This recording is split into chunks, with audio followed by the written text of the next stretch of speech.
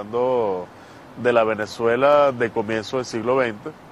Ahí ese es justamente el momento en el que se produce un periodo de transición en lo económico fundamental para la historia de la República, que es el tránsito de la Venezuela agrícola a la Venezuela industrial, que realmente no es industrial, sino es la Venezuela que pasa preservando el modelo primario exportador, pero en este caso ya no exportando, digamos, productos agrícolas, sino exportando petróleo. A lo largo de ese periodo llamado democracia, es decir, desde el 58, desde Rómulo Betancourt hasta Rafael Caldera, lo que vivió el venezolano fue hambre, miseria. El país se fue entregando abiertamente a los intereses de Estados Unidos. A través de la Escuela de las Américas, Estados Unidos intentó ejercer una tutoría sobre la formación de los oficiales de los ejércitos latinoamericanos. Se les señalaba las estrategias de lucha contra las guerrillas, de lucha contrarrevolucionaria, es decir, se los formaba no solo técnicamente como militares, sino ideológicamente como reaccionarios.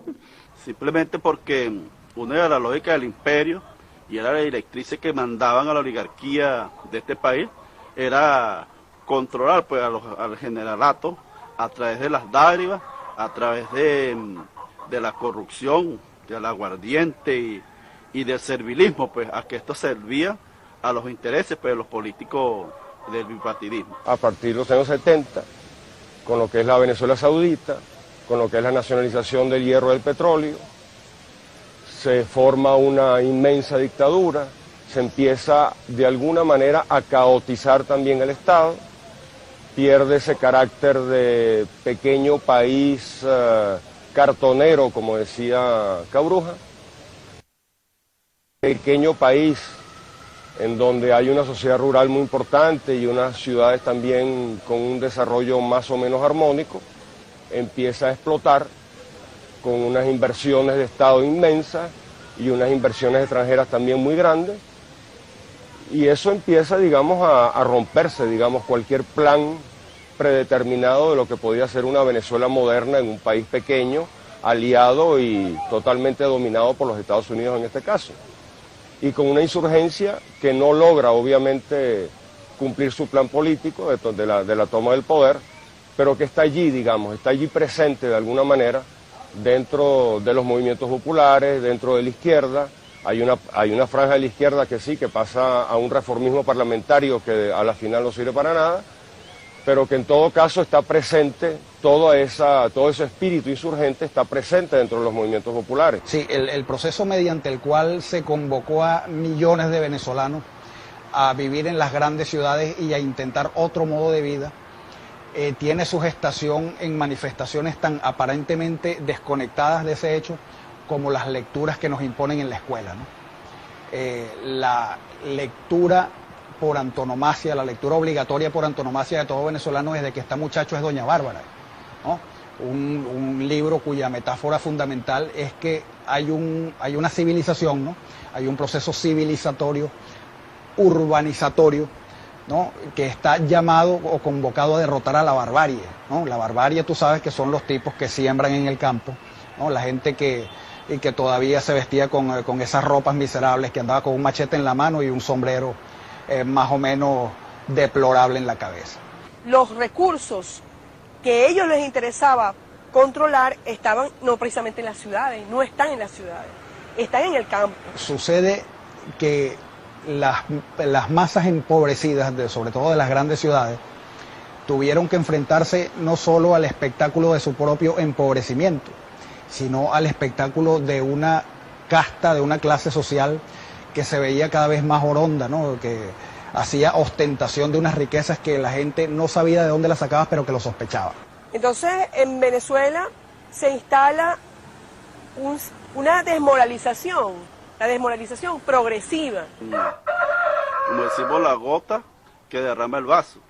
Se firma el acuerdo, las cartas de entendimiento con el Fondo Monetario Internacional, y de la noche a la mañana se empieza el proceso de privatización de las empresas, se empieza a dejar al pueblo sin puestos de trabajo, empiezan entonces, desaparecen los ahorros de la clase media, de la clase baja, desaparecen los alimentos. El 27 de febrero inaugura los tiempos del pueblo como sujeto político.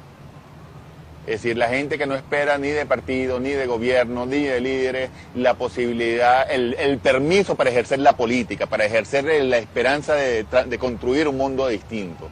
Aparece también la gran asamblea de Caracas, que es una asamblea donde nos encontramos las distintas organizaciones populares, movimiento estudiantil, organizaciones de la cultura, alternativas, y nos empezamos a ver cómo planificamos en esa gran asamblea qué es lo que nosotros queremos para nuestros barrios. La asamblea de barrios recogió más o menos alrededor de 700, 800 dirigentes de lo que eran los núcleos de resistencia en ese momento de los barrios de Caracas, y empieza a construir un plan político totalmente distinto al método, al qué y el cómo se generaba lo que podíamos llamar un plan revolucionario en la tradición de los 60 y los 70. Si nosotros tomáramos cualquier periódico de cualquier día, en esos días previos del 4 de febrero nos damos cuenta, nos encontraríamos con un país convulsionado, con un país en llamas, con un país en que el pueblo ha tomado la calle como escenario de la política. Ese es un proceso creciente e indudable en esos momentos que crean el fermento necesario para entender el 4 de febrero. En toda la década de los 90 yo creo que hay aproximadamente unos 30 estudiantes asesinados. Nosotros recordamos que asesinan a Yulimar Reyes en el 89, a Sergio Rodríguez, a Gonzalo Jaurena, en Propatria asesinan a Luis Roberto Rodríguez, en el bloqueo de Propatria asesinan a Rafael Castillo, en el barrio de la Carbonel de Catia, del Amparo de Catia, asesinan a Rafael Carmona. Les hacían allanamiento en las casas a los compatriotas, sin orden judicial, sin la garantía de ningún tipo de derecho. Recordemos que era Constitución del año 61, ¿no? Pacto de punto fijo, gobierno de la Cuarta República, o sea, no es como ahorita. Es decir, el ambiente de que habían armas, habían cuerpos armados que iban a intervenir en todo esto, estaba de alguna manera planteado. Ahora, ¿quién, cómo, de dónde van a salir? Nos estaban asesinando en la calle, o sea, los militares patriotas tenían que salir, porque nos estaban asesinando en la calle, y nos iban a seguir asesinando en la calle porque se abrió la voluntad de cambio en Venezuela. O sea, se habla cada vez más de movimientos militares que ya no son movimientos de derecha, aunque los había, sino que son movimientos, por no decir de izquierda, que digamos que serían consecuentes con la rebelión popular.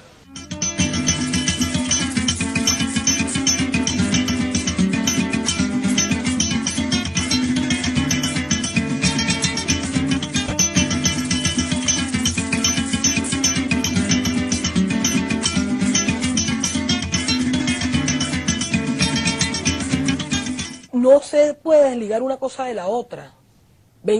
27 y 28 de febrero del 89, 4 de febrero. El que diga que el 4 de febrero fracasó, bueno, es un ignorante de su propia historia. Porque esa historia la protagonizamos todos aquí. Produjo una dirigencia que levantó la moral de la Fuerza Armada y el pueblo venezolano. 4 de febrero nos sorprende y no nos sorprende. Es decir, había alguna información en sectores civiles de que iba a haber una sublevación. De hecho, en la madrugada del CIRDE, de 3 para 4, estábamos como esperando algo. Residentes de los alrededores de la casona nos aseguran que son constantes las ráfagas dentro y fuera del recinto. También se escuchan disparos en el Palacio de Miraflores y ruido de morteros en La Carlota. No hemos podido tener contacto con el presidente Carlos Andrés Pérez, pero tan pronto sea posible les ofreceremos detalles de todo lo necesario de lo que ha ocurrido allí. Llamado de Radio Bemba, que decían que nos preparáramos, que saliéramos a la calle a apoyarnos, pero por supuesto, como era un movimiento clandestino, no hubo mucha oportunidad de preparar a nadie. No era tampoco pertinente que todo el mundo supiera lo que iba a pasar. ¿Qué hora sucede todo esto? Esto es alrededor de las 2:30. Fíjense que como les decía anteriormente, no bloquearon efectivamente la avenida Urdaneta ni la avenida Sucre, y los carros seguían pasando con todo el peligro que significaba para la gente. Sí, tal vez pensaron que pudiera interpretarse como un simulacro, porque en nuestra ciudad capital hay movilizaciones a veces de efectivos militares, y no solamente eso, sino de patrullas y redadas. Hoy a las 2:30 de la madrugada, un grupo de militares autodenominados Movimiento Revolucionario Bolivariano B200 intentó dar un golpe de Estado tomando bases militares, además de ocupar el Palacio Miraflores y la Casona, residencia del presidente Carlos Andrés Pérez, quien arribó a Venezuela apenas horas antes procedente de Suiza. El regimiento de paracaidistas José Leonardo Chirinos se alzó contra la Constitución y contra el poder legítimamente constituido. El movimiento subversivo, antipatriótico, está siendo controlado. En este momento, 2:25 de la madrugada, para expresar el categórico repudio al hecho de fuerza. Acción Democrática, una vez más, invocando de nuevo a su fundador Rómulo Betancourt, padre de la democracia, y a los fundadores de este régimen, invita al pueblo venezolano a estar alerta, a derrotar con su esfuerzo, con su manifestación, a quienes han intentado derrocar al régimen constitucional. Lo que prevalecía era la abstención. En consecuencia, nosotros arguíamos siempre la ilegitimidad de esos gobiernos. Y hacemos un llamado a las Fuerzas Armadas Nacionales, a los militares institucionalistas, a nuestro alto mando militar, al ministro de la Defensa, para que asuman una posición firme y fuerte contra quienes pretenden dar al traste con el sistema democrático. Los militares empuñando sus espadas, no en defensa del Estado, es muy curioso lo que dice el Libertador, en defensa de las garantías sociales, en defensa de los derechos del pueblo, que no es otra cosa que las garantías sociales. Luego de los numerosos testimonios que hasta el amanecer corrieron de boca en boca, la autopista Francisco Fajardo es el escenario más real, donde carros particulares y patrullas de la DICIP quedaron atrapados a lo largo de la autopista con grandes agujeros provocados por armas que desde la Carlota son accionados por los boinas rojas. El despacho de Miraflores, como subcomandante en jefe, le ordeno la inmediata rendición de su fuerte y ponerse a las órdenes de las autoridades militares del Estado. Ofrecemos los mensajes de apoyo recibidos por nuestro presidente Carlos Andrés Pérez por varios de sus colegas.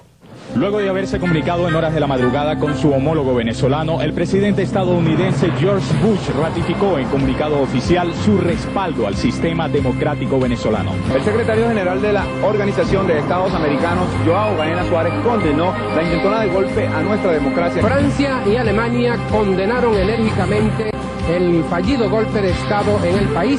La presidenta de Nicaragua, Violeta Chamorro, se dirigió a la embajada venezolana para comunicar su más rotundo rechazo al intento de golpe de Estado. Bueno, ha sido una aventura temeraria contra la democracia, y yo encuentro con satisfacción que aquí el presidente Carlos Andrés Pérez está al mando de un país tan querido para nosotros como Venezuela.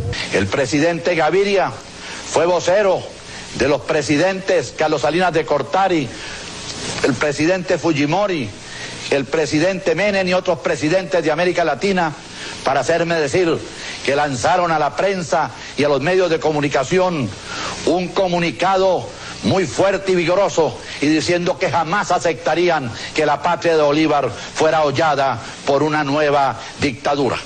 ¿Qué le pasó a la Cuarta República? Empezó a gobernar a la espalda del pueblo. Cualquiera ciudadano puede ser detenido sin necesidad de orden judicial. Cualquier persona puede ser detenida aun cuando su conducta no esté tipificada como delito o falta. Puede allanarse un domicilio sin necesidad de orden judicial. El derecho a huelga queda suspendido. La libertad de manifestación pública queda suspendida. La libertad de expresión del pensamiento queda suspendida. Por muchas horas, la base aérea Generalísimo Francisco de Miranda fue el blanco del enfrentamiento entre las fuerzas leales al presidente y los insurrectos. Esta bandera blanca enarbolada por el boina roja que ustedes pueden observar al fondo en las imágenes captadas por nuestro camarógrafo Florencio Castillo es el símbolo de la rendición de los insurrectos que tomaron por sorpresa la Comandancia General de la Aviación en La Carlota, cuando repentinamente de nuevo la confusión volvió a reinar en los alrededores al escucharse disparos continuos de desconocida procedencia. En estos momentos, grupos de estudiantes, presumimos, están uniéndose a las fuerzas patriotas, las autodenominadas fuerzas patriotas, acá en el fuerte Parapacay, en Valencia, y están por incorporarse al grupo de oficiales que están desde tempranas horas de la mañana, aún por rendirse. Fueron horas de intensos combates entre los rebeldes y los militares adeptos al gobierno. Los soldados bolivarianos lograron tomar varias guarniciones del país, pero no se cumplieron los objetivos, así que decidieron deponer las armas. Todos fueron arrestados. En ese momento ellos planteaban el adesentamiento de un estado de cosas que iba muy mal, que estaba en avanzado estado de descomposición en las alturas de la cúpula del Estado. Primero que nada quiero dar buenos días a todo el pueblo de Venezuela. Y este mensaje bolivariano va dirigido a los valientes soldados que se encuentran en el Regimiento de Paracaidistas Aragua y en la Brigada Blindada de Valencia. Compañeros, lamentablemente por ahora los objetivos que nos planteamos no fueron logrados en la ciudad capital. Es decir, nosotros acá en Caracas no logramos controlar el poder. Ustedes lo hicieron muy bien por allá, pero ya es tiempo de evitar más derramamiento de sangre, ya es tiempo de reflexionar y vendrán nuevas situaciones y el país tiene que enrumbarse definitivamente hacia un destino mejor. Así que oigan mi palabra, oigan al comandante Chávez que les lanza este mensaje para que por favor reflexionen y depongan las armas, porque ya en verdad los objetivos que nos hemos trazado a nivel nacional es imposible que los logremos. Compañeros, oigan este mensaje solidario, les agradezco su lealtad, les agradezco su valentía, su desprendimiento, y yo ante el país y ante ustedes asumo la responsabilidad de este movimiento militar bolivariano. Muchas gracias. De esos minutos se despertó una esperanza. La gente lo admira porque ha sido la única persona que se ha hecho responsable de una situación aquí en Venezuela. Un golpe de Estado, dio la cara, dijo, bueno, yo soy responsable, me hago responsable de todo esto, y eso es lo que la gente venezolana, la gente del pueblo venezolano quiere realmente, alguien que se haga responsable. Es impresionante. Entonces, esa idea también incoada por la derecha, de que el militar es un tipo que no entiende de nada, que es un inculto, que está metido en su cuartel gritándole órdenes a los ordenanzas, no es cierta. Es decir, en Venezuela hubo un proceso de formación de los oficiales y parte de esa formación fue indagar sobre el proceso histórico de Venezuela, y entonces el resultado de eso fue esa rebelión militar del 4 de febrero. Intención cierta y condenatoria del Congreso. Se condena en una sola palabra: mueran los golpistas.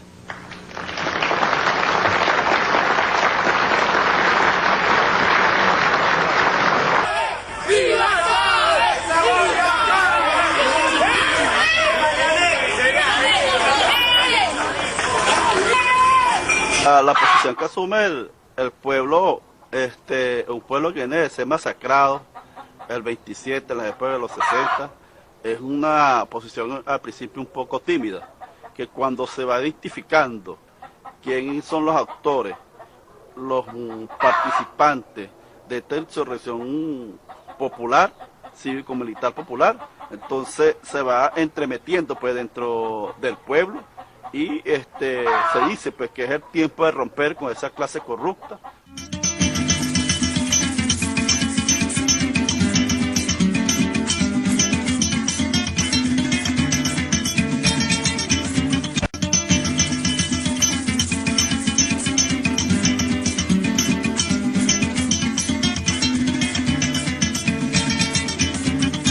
Venimos de unos días de represión brutales en los que el protagonista fue el ejército venezolano.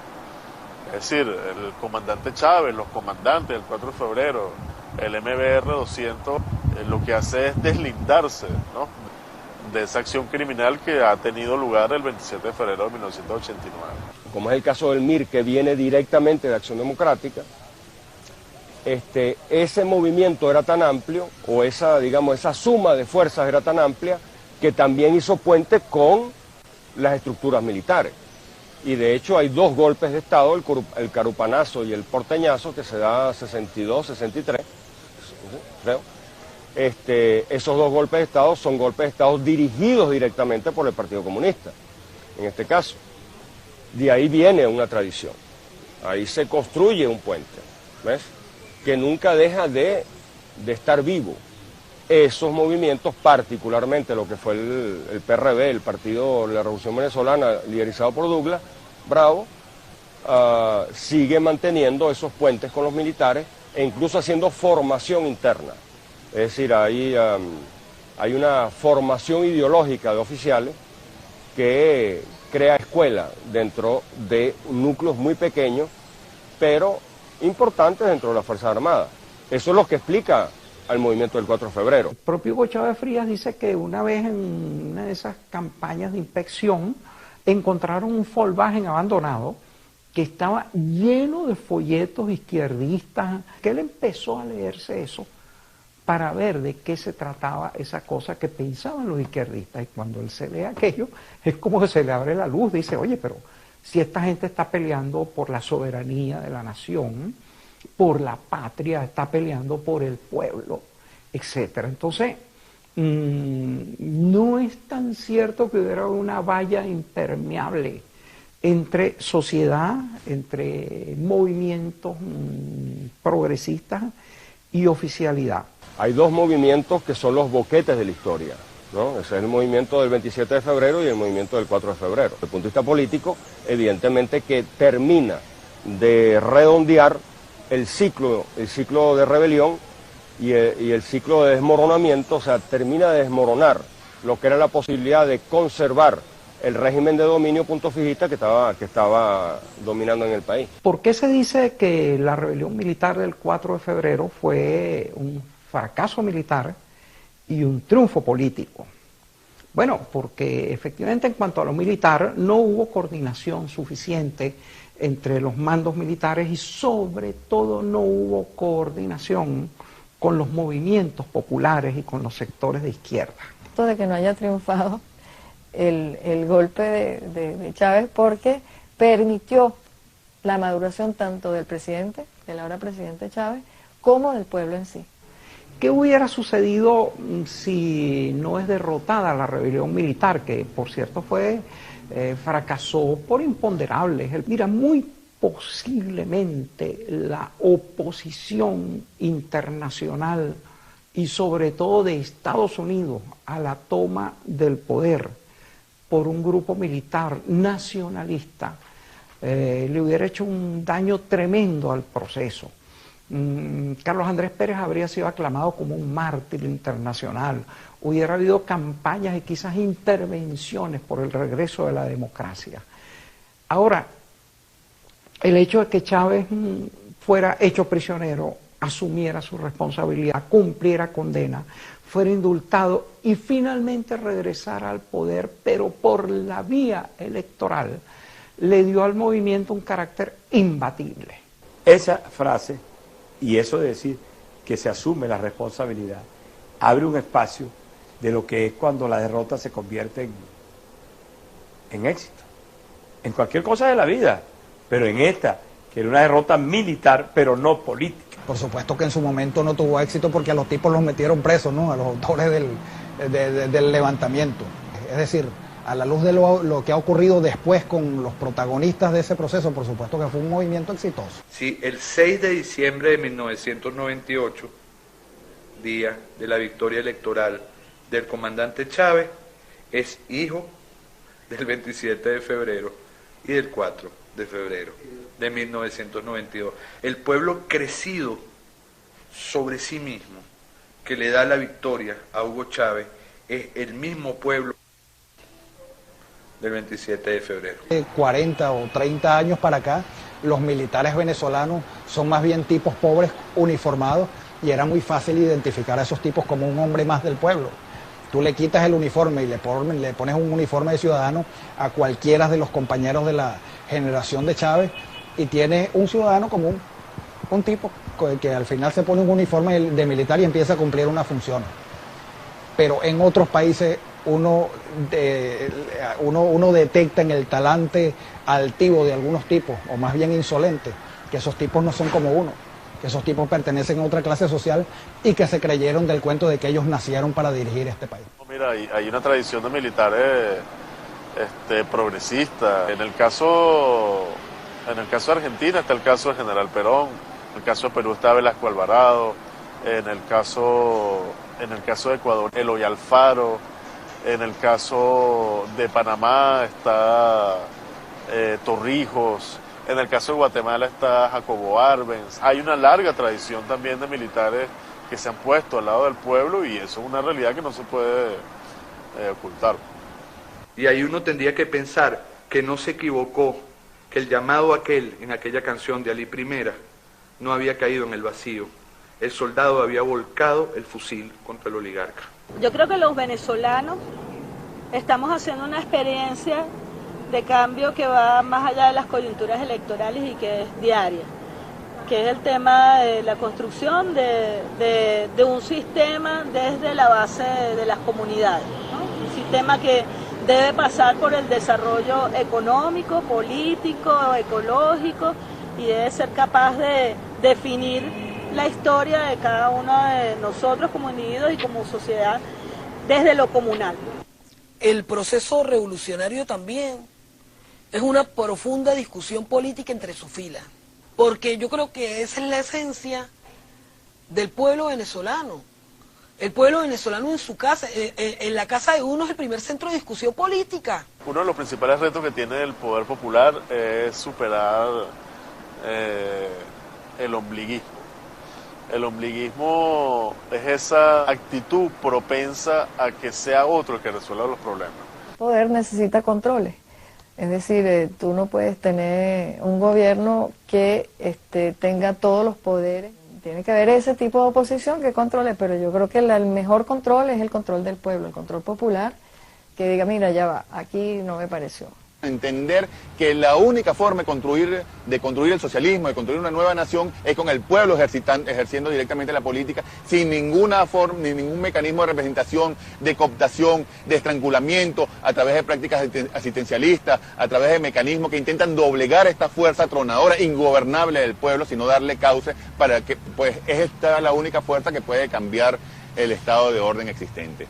O sea, lo que el chavismo hace es que repolitiza completamente la sociedad venezolana. Lo que el chavismo más Chávez hacen es que reintroducen la idea de cambio, de que es posible cambiar, transformar la estructura de la sociedad venezolana. Y eso indudablemente hace de los pueblos mejores. Lo que debemos procurar, quienes estamos del lado del poder popular, quienes nos batimos por eso, quienes creemos en eso, es tratar de garantizar de todas las formas posibles y cada día que se dé esa conexión entre el deseo y la realidad.